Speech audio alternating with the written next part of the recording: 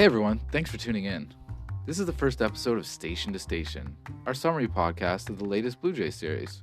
Our intention is for it to be 10 to 15 minutes in length, but the discussion you're about to listen to definitely got carried away. We'll try to be more concise next time. Our weekly Blue Jays pod, after the kids go to bed, will continue and be distributed separately. Going forward, it will have a deeper focus and provide more analysis of the games of the prior week, whereas this show will merely summarize what happened during the previous series. We hope you enjoy this episode and welcome all of your feedback.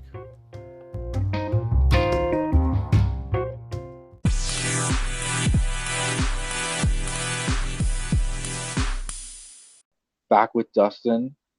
Station to Station is going to be a quick 10 to 15 minute summary of the series that just happened with the Jays, something that's easy to digest. So we're going to jump right in. Dustin, we did talk about game number one. We were pretty hyped about it on Thursday. Game number two, not quite what the Jays had hoped for. And I think one of the weirdest situations and pitching performances I've seen with basically the Cardinals starting pitcher not really being able to throw a strike. No, the Blue Jays didn't take any opportunity to take advantage of that. That's what, for me, the story of the game was.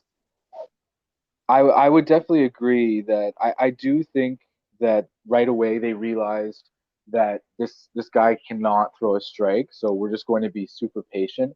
And I think this is a trait of good AL East teams take a lot of pitches. They usually have a certain plate.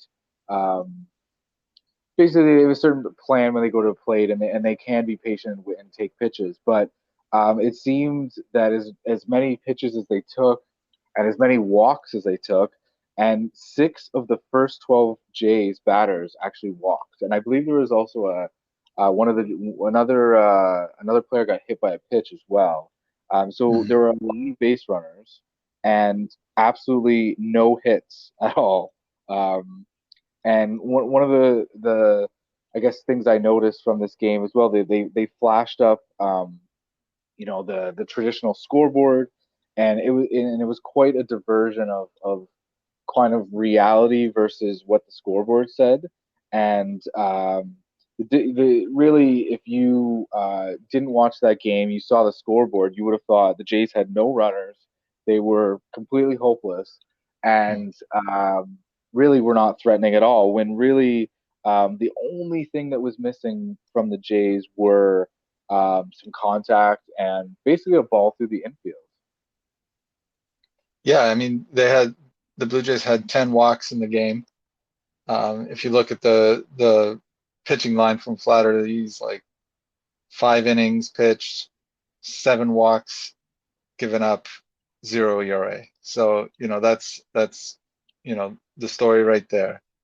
And it's kind of a story that we've talked about a lot with the Blue Jays over the last, let's say, 5 years, is their ability to hit with runners in scoring position. I'm not so sure that's going to be a problem this year as it was in the past. But how do you really go about improving that? It's is that your mentality when you go to the plate, or your approach? Like it really, I guess the circumstances that you're facing are a little bit different, but I don't know. I struggle with how a team actually goes about fundamentally improving that particular stat, rather than like we know, other than just having good hitters in your lineup. Do you know what I mean?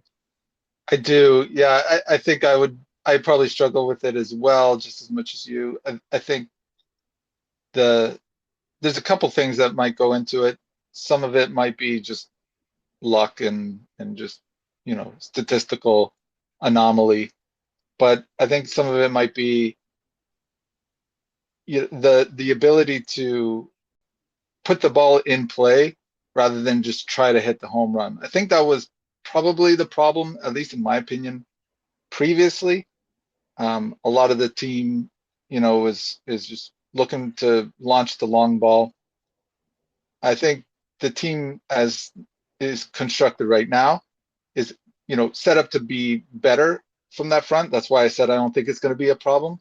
I mean, what we saw happen in game one, where they're hitting, all over the field, left, right. It didn't matter what, side of the plate you're hitting from. You're hitting to the opposite field, up the middle. So yeah, I think that they can improve. I think, overall they're going to be better, but it's just for me, I think it's just luck and approach. I think the makeup of the team, as you kind of touched on, has changed a little bit.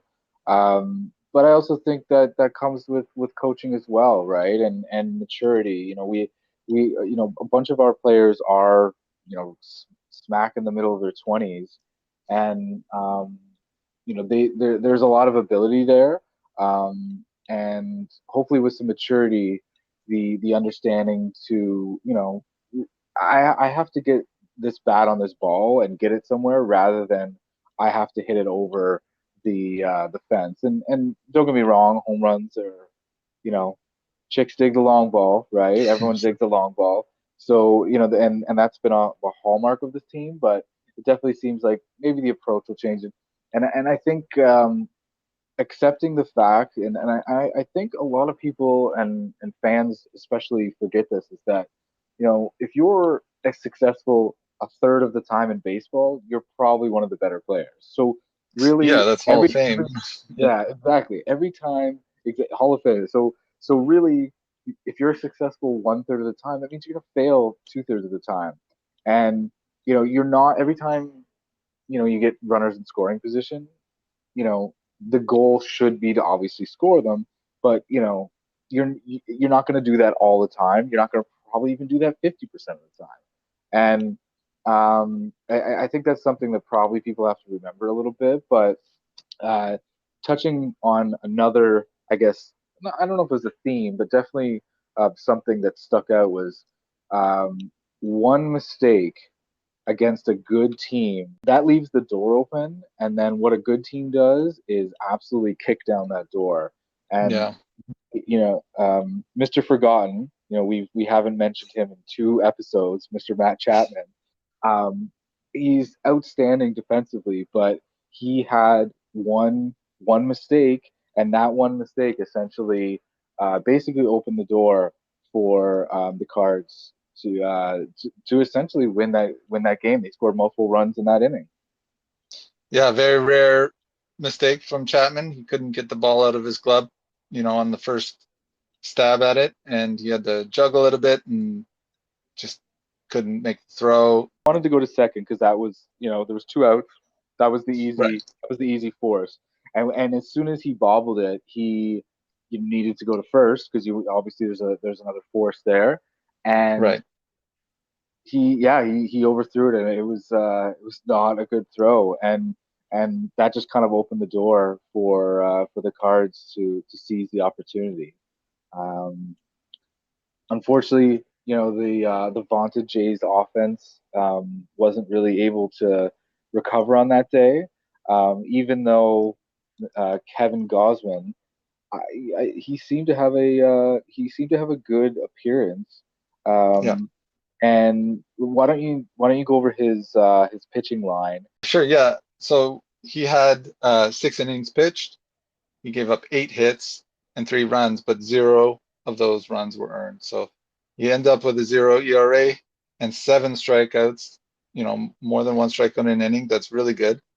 Um, I don't have the BABIP line, but I think that if we did look at it, it would definitely show that he had some bad luck with the error and a lot of kind of bloops and blops, landing in.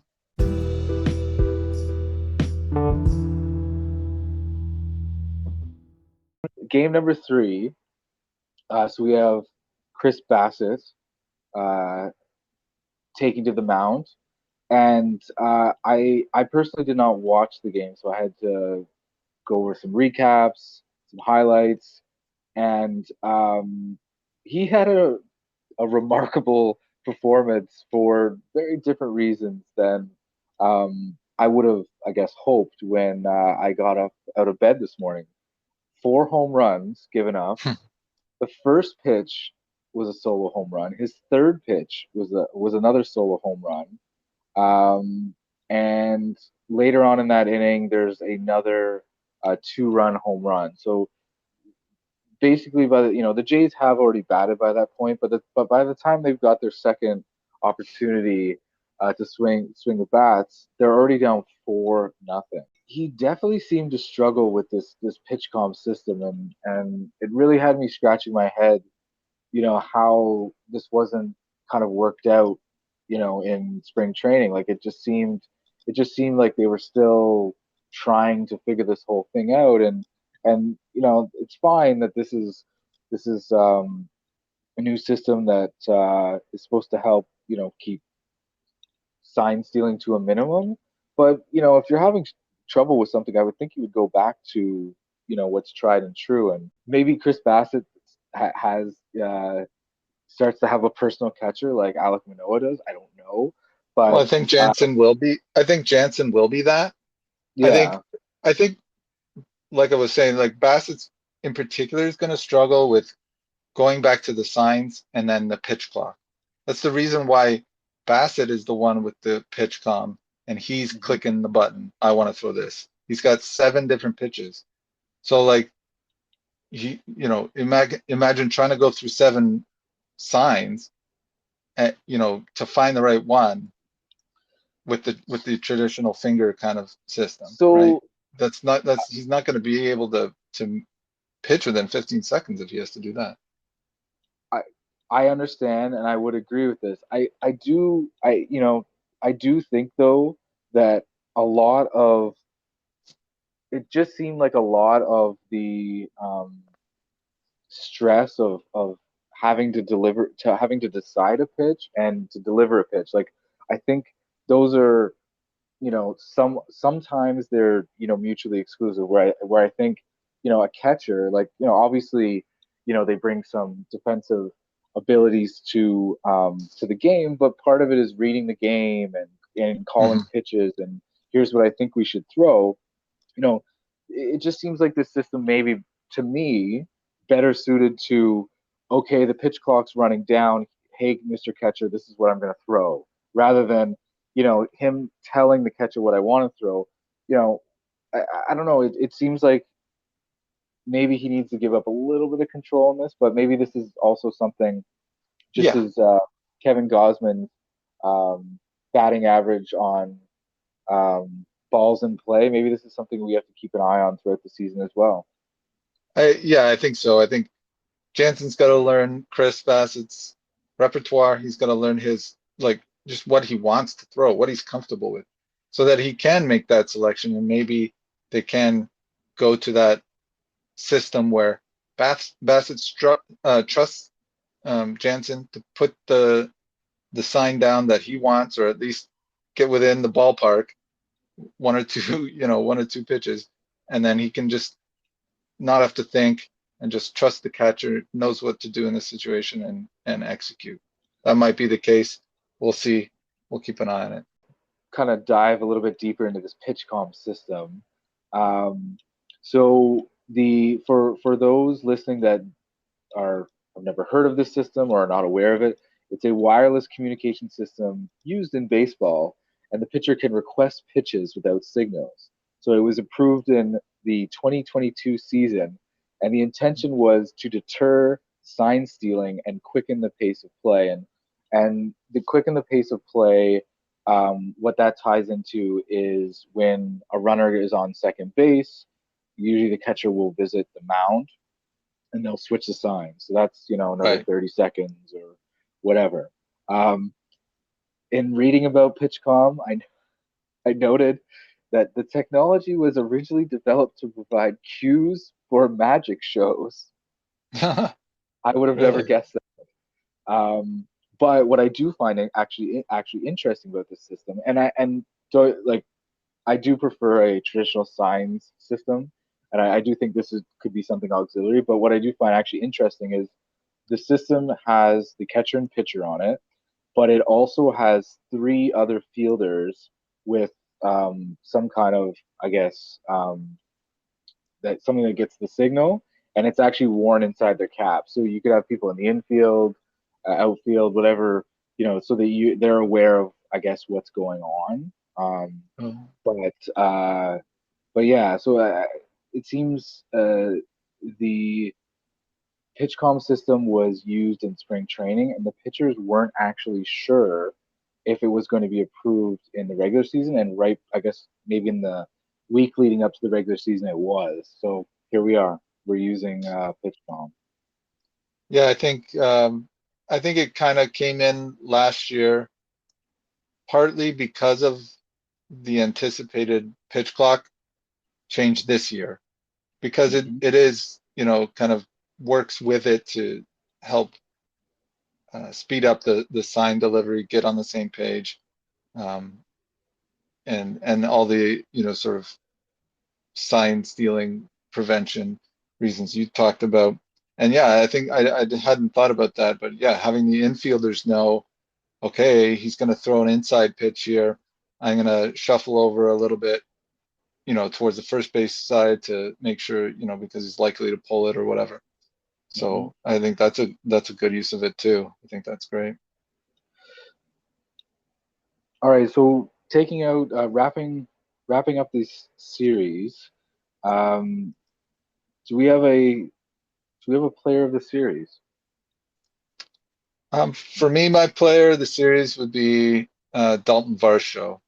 I think we talked a little bit about him last time, saying, he's going to be that kind of guy that everyone loves, and I think he's shown it here. He had two hits, one hit in the first game. I think two hits today, a couple RBIs. I think he's kind of locking down that fourth spot and showing why he belongs there.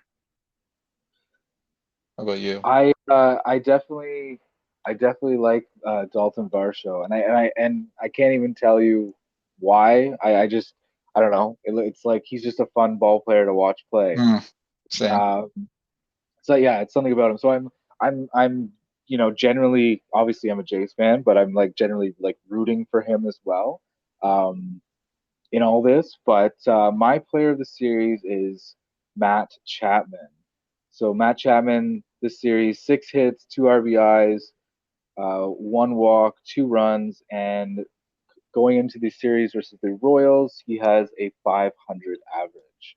Um, so him and Bichette basically, I think probably offensively we're the two best players, but I think Bo Bichette's gonna get some player of the series awards from me in the future, so I'll give it to Matt Chapman for the opening series. That's definitely a good choice. Yeah, Chapman really showed what he could be. I think we missed out a little bit last year. I think he had a little bit of a down year, but this year's a contract year for him. He's got a lot to prove. I think he's going to see a lot more player of the series from Matt Chapman as well. How about some players that aren't looking too hot and who are off to rough starts? Any players that come to mind? Um, we talked a lot about Bassett, but I think I'm going to go with Belt. I Yes. think Brendan Belt, struggled. He had a number of opportunities in Saturday's game to hit home a few runs there and get some ribbies, but he struck out and just looked disappointing out there. I think people, I'm seeing on Twitter giving him a lot of hard time. It's early. I wouldn't give him too much hard time, but I think he needs to improve a little bit. Well, and definitely with today's game, we saw Kirk as the designated hitter. So we'll see how this Royals series plays out.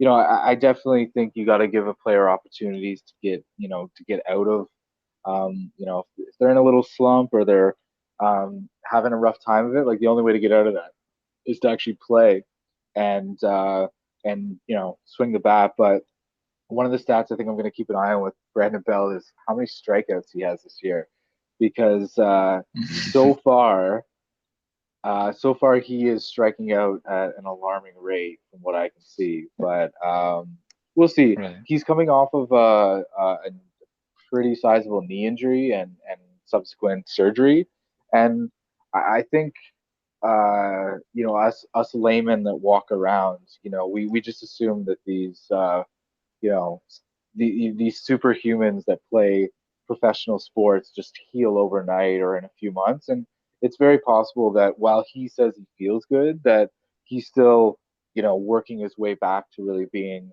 the player that he was prior to that injury. I think that's entirely possible. And it's we're talking about baseball at the highest level, and I don't know if you come back from an injury, and and really your performance is back to what it was as quickly as a lot of us may hope. Yeah, I think, we're gonna have to get used to seeing Brendan Belt strike out. It's just the way it is. For the last 2 seasons, he's had more strikeouts than games played in both seasons. So that's at least once a game, right, on average. So, but I think he's got a big bat. He hit a lot of home runs in 2021. I think 29. Uh, he's going to do some damage, and maybe he ends up more towards the bottom of the order. We'll see, but another kind of wait and see kind of situation.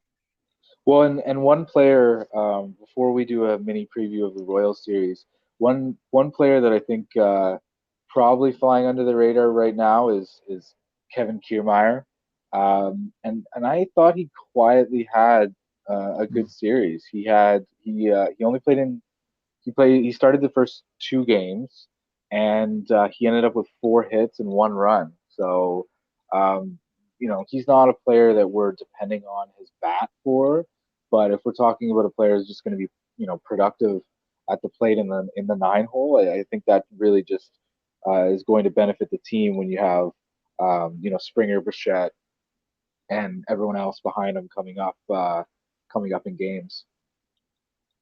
Yeah, for sure. I'm excited about seeing what he can do. Um, not only at the plate, but in the field. So I'm Well, super I happy to have I him. might even buy like I feel like when I haven't been to a Jays game in quite some time. I feel like I'm generally a person who buys tickets in the infield, but I feel like I Hmm. want to buy an outfield ticket just to see Varsho and Kiermaier kind of in action, right? You, you know what's cool? They have now, I think this year they came out with they have the whole outfield, I forget what it's called, the outfield areas. There's a couple of them on multiple decks, and you can now buy basically standing room tickets, $20 tickets. You don't get a seat, but you can go to any one of the kind of the outfield They're bar calling areas. them they're calling them outfield neighborhoods. That's right.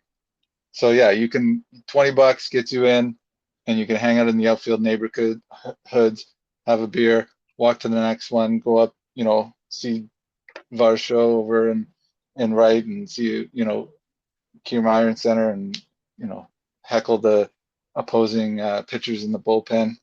So that's pretty cool. Definitely, I think the sky don't. I'm still living in 1998, but I think the Rogers Center, we all we love it, we hate it, and everything in between. But really, I think the renovations that are happening right now are really just bringing the ballpark up to what other ballparks have essentially.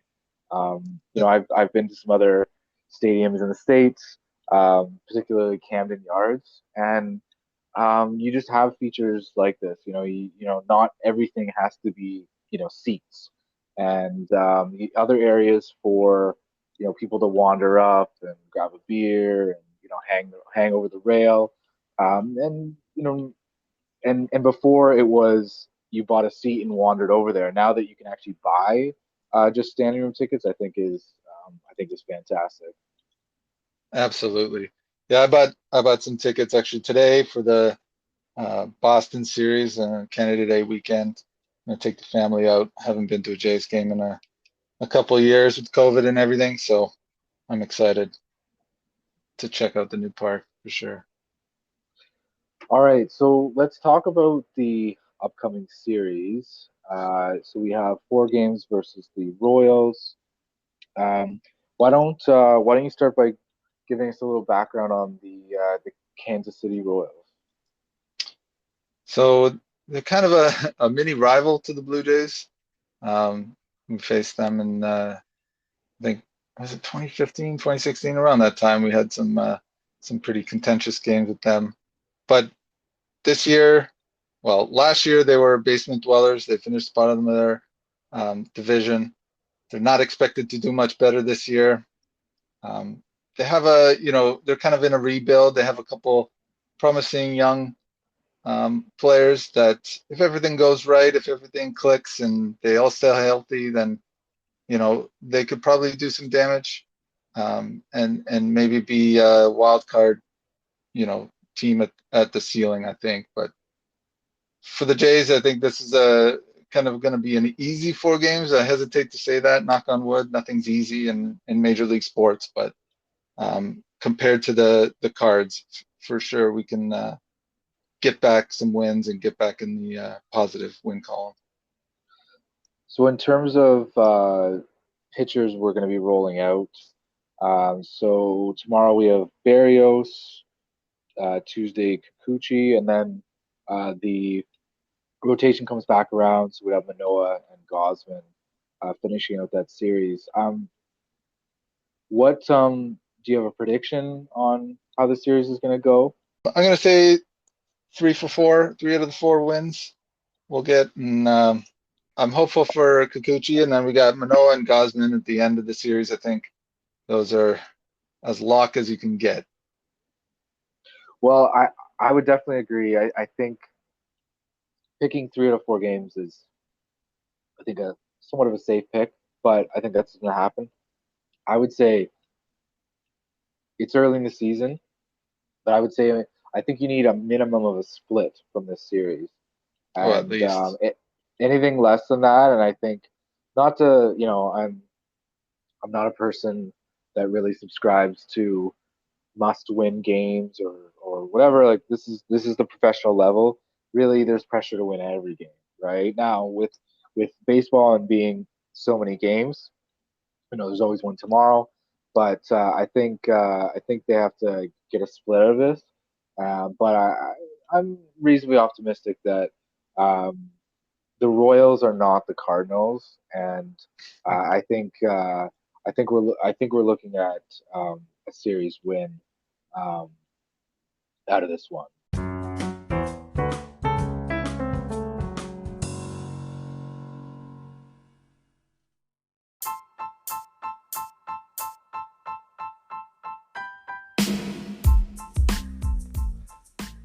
Thank you for listening to Station here on Organized Chaos Sports. We'll be back on Friday morning to wrap the 4-game series with the Kansas City Royals. If you enjoyed this episode, please share it with a friend that you think may enjoy it. Until next time.